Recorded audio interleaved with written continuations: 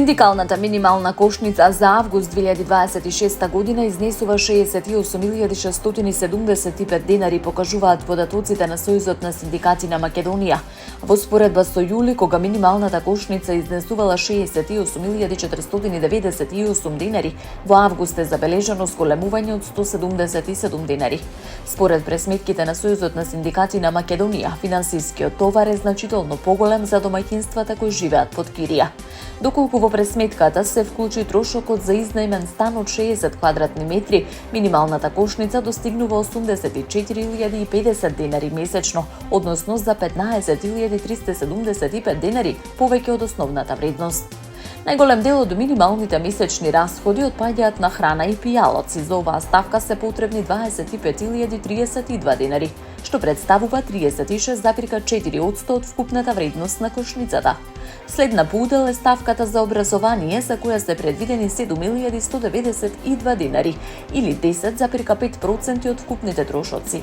За облека и обувки се потребни 6.511 денари, односно 9,5%, додека за рекреација и култура се пресметени 5.592 денари, или 8,1%.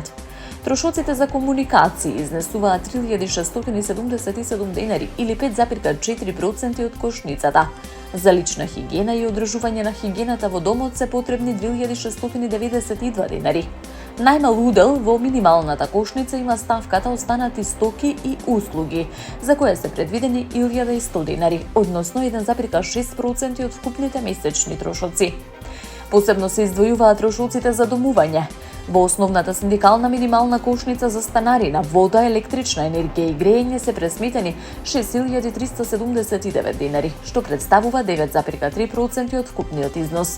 Кога во пресметката ќе се додаде и киријата за стан од 60 квадратни метри, трошокот за домување се зголемува на 21.754 денари.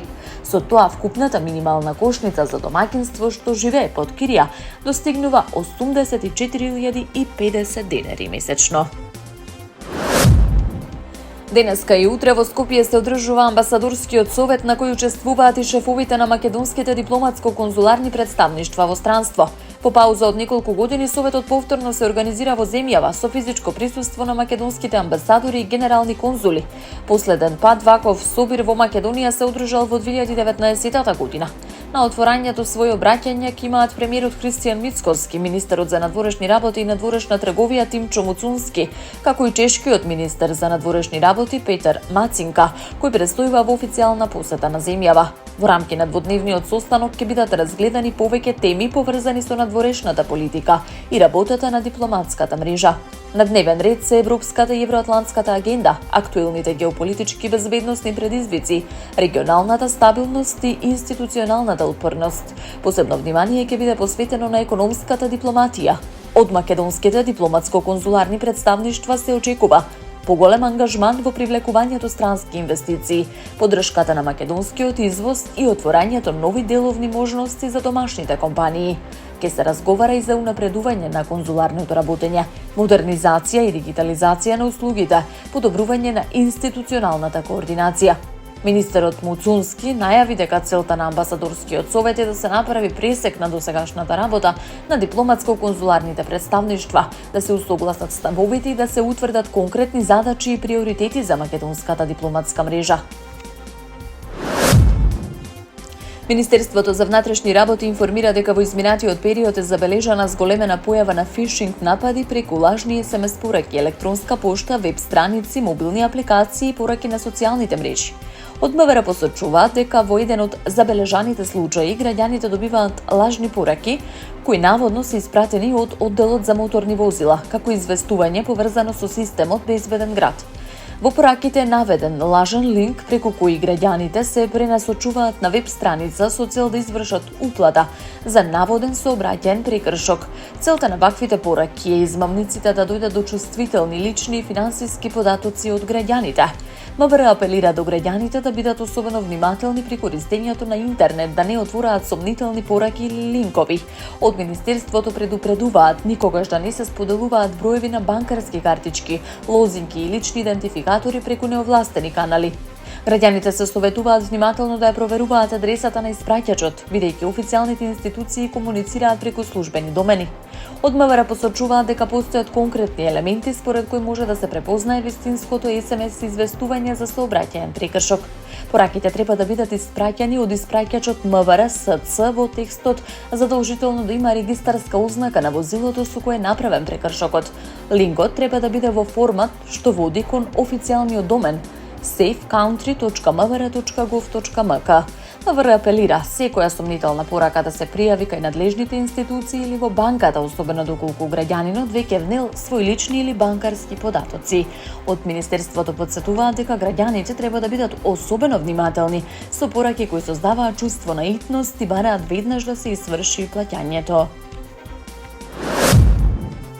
Државниот испитен центар ги објави прелиминарните резултати од августовскиот испитен рок за полагање на државната матура. Резултатите се достапни на интернет страницата на Државниот испитен центар, односно на matura.gov.mk, а се објавени на огласните табли во училиштата. Учениците кои сметаат дека при вреднувањето на нивниот тест е направен превид, имаат право да поднесат приговор. Согласно упатството на Државниот испитен центар, кандидатите треба лично да ги достават приговорот, уплатницата и изјавата до училишната матурска комисија. Резултатите од разгледаните приговори ќе бидат објавени на 26 август оваа година. Кандидатите кои поднале приговор ќе можат да закажат увид во својот тест на 27 август во периодот од 9 до 14 часот.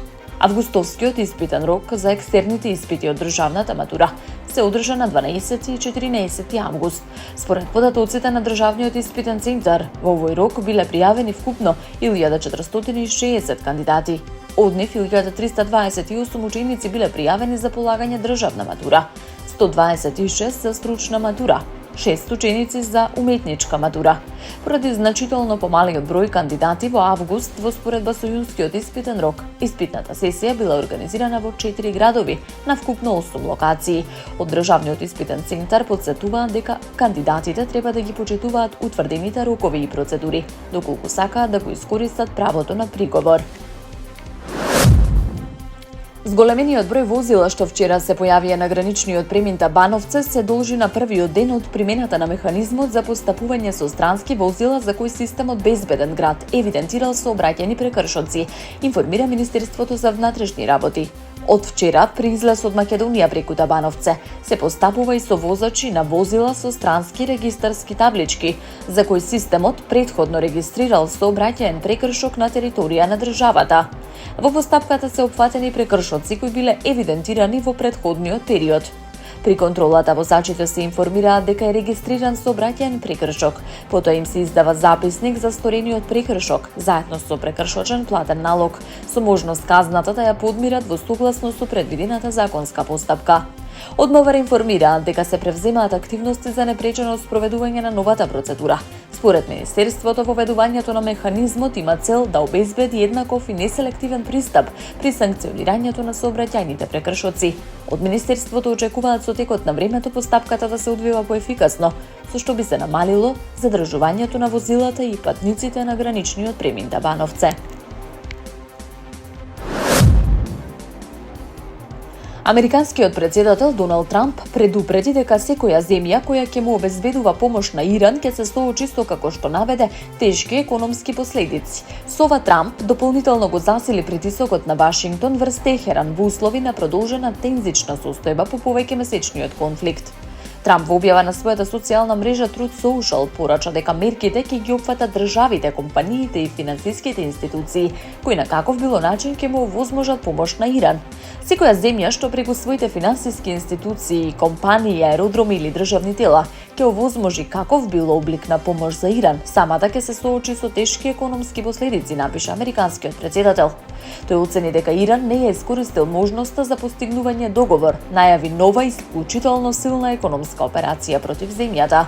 Трамп не посочи конкретни држави кои според Вашингтон му помагаат на Иран, ниту прецизираше какви конкретни економски мерки или санкции би можеле да бидат воведени против нив. И американскиот министер за финансии Скот Басент минатата недела предупреди дека Иран може да се соочи со економска изолација, која според него би била без преседан. Израелскиот премиер Бенјамин Нетањаху потврди дека Израел ја предупредил Турција за воените активности во Сирија пред воздушниот напад врз воена воздухопловна база, која според наводите Анкара планирала да ја преземе. Нетањаху во интервју изјави дека Израел нема да дозволи проширување на турското воено присуство кон југот на Сирија, бидејќи тоа го смета за директна закана по својата безбедност. Тој рече дека до Турција била испратена кратка порака на англиски јазик "Немојте". Пораката беше испратена очигледно не ја слушна, па се погриживме обојпат да ја разберат појасно, изјави Нетањаху. Паралелно, 3 извори запознаени со случувањата за Reuters изјавиле дека шефот на Мосад минатата недела телефонски разговарал со сирискиот министер за надворешни работи за прашањето на турското воено присуство во Сирија. Според изворите, разговорот се одржал на 14 август, представува еден од контактите на највисоко ниво меѓу Израел и новата сириска влада. Турција и Сирија остро реагираа на израелскиот воздушен напад врз базата.